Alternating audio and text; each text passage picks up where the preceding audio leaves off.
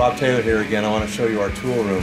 You might have seen a tool room like this in America, and maybe you haven't. Maybe even at home you've just seen tools in a big giant mess. Think of your garage, think of the place you work. Here we had that problem, and yet you can't even go out and buy tools here. Everything we brought, we had to bring ourselves in luggage and suitcases, every way we could get it here. And you know what? We can't afford to lose one, and we don't want to spend 1 minute looking for one.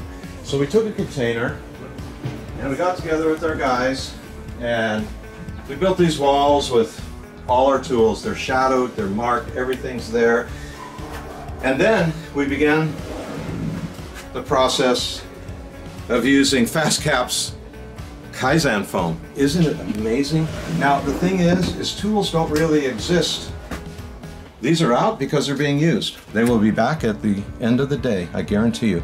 After a year of this, I'm telling you what, we haven't lost a tool. We've used up a tool, we've broken a tool, we've had to replace a tool, but it's just all there.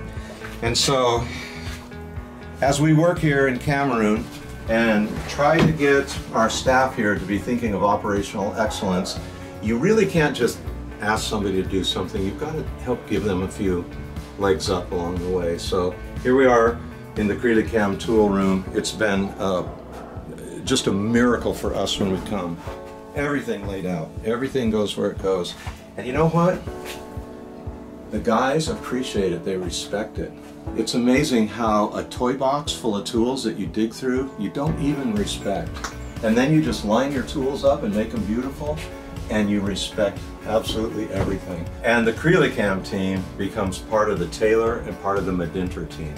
It's good, huh? It's good, it's good. It's so good.